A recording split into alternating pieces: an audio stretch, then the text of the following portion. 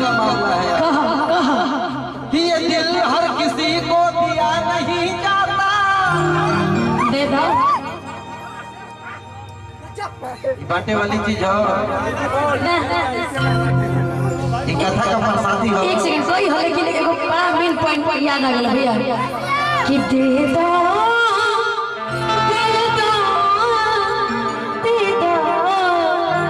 दिल जवानी हमारी दिल्ली हो जवानी में दो जवानी में बोलो क्यों हमारे बहन लगे ठीक है। बात ये नहीं थे कि ओके कहला ओके सर बोलल कि घरवा सवेरवा जाई तो सोचत कि का मुंह देखाई सवेरवा जाई तो घरे हो नया नंबर कनिया भी बेचारी पटा ले बाड़ी टेंशन नहीं तो उनके पहिना हो के पटा ले बड़ू ई हमके बस उनके पटाल पर कोनो तकलीफ नहीं ढेर तकलीफ होता। इसलिए कहना है ये दिल हर किसी को दिया नहीं जाता और प्यार सबसे किया नहीं जाता। सभी लोग जानते हैं ये दिल हर किसी को दिया नहीं जाता और प्यार सबसे किया नहीं जाता।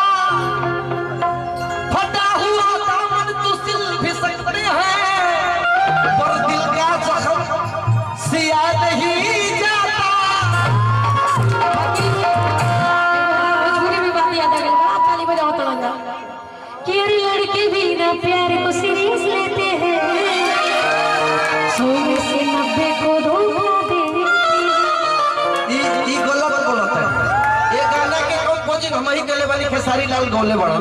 ये गाना के कंपोजिंग हम ही कइले बानी। ये कर ना हो लड़का कहता कि लड़की भी ना प्यार को सीरियस लेती है। ए भाई हमारी और बोल ना कि 100 में से 90 को धोखा देती है। लड़का तो कुछ करे के तैयार हो जाए, लड़की पहले कहती है ये हमारे शादी कोई तय होता है।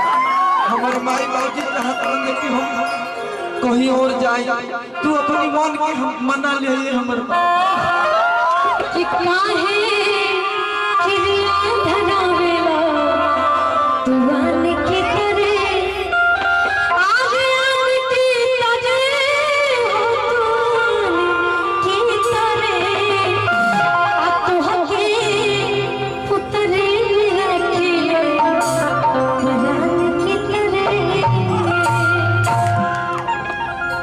हेलो बात ये नहीं थी आज जाना ताड़ू की धर्म के पहना पर जाना बेचाता। कतनो कुछ कहबू धर्म के बात नहीं के हो, धर्म का फार के लोग कोई पर चलना बेचता। अगर कल तार फोटो अखबार में आई बिहान में देखबू तो वही पर कहूं पकौड़ा खाता तो कहूं पकौड़ी खाता। आज जब पकौड़ा पकौड़ी हटी चटनी हटी तो देखी तो भीजल मुंह तोहरे लौकी। कि आधी रात ढल चुकी है, चांदनी जवान है, कोई बदहवा से है तो कोई बदगुमान है, और दिन है एतवार का मजा लीजिए, थोड़ा इंतजार का मजा लीजिए। तब से इंतजार करता सब इंतजार करता कि कब आगे वाली बतिया होगी। एगो और लाइन लास्ट देवांग जी का स्पेशल लाइन है कि मर्द की जात बड़ी होले छछूनर आपन में हार होते कितनो बिसूर। मर्द की जात बड़ी होले छछूनर आपन में हार होते कितनो बिसूर।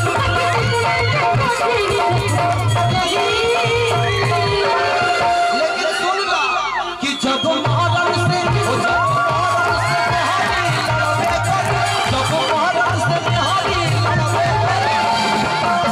भाई सुनो जब मोहरम से मेहरारू लड़ी तो मर्द क्या करी तो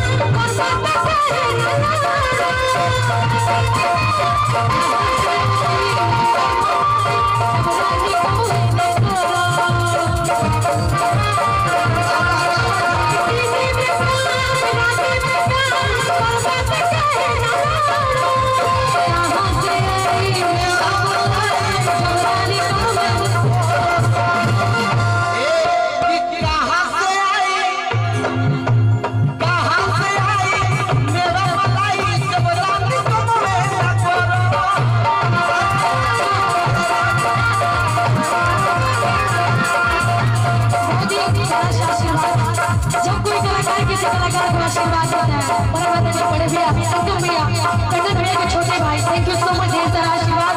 लेकिन बहुत करी अपन मेहरा भी कितना सुगर होके कि दूसरा की मेहरा भी बता तो चली रही आज तरीके से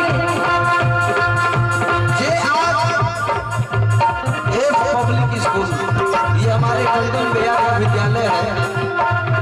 टंडन भैया का विद्यालय है JRF पब्लिक स्कूल। हमारे संगम भैया की तरफ से बहुत बहुत प्यारा पुरस्कार, हृदय से दिल से आभार। क्या नमन है कहना है, आइए।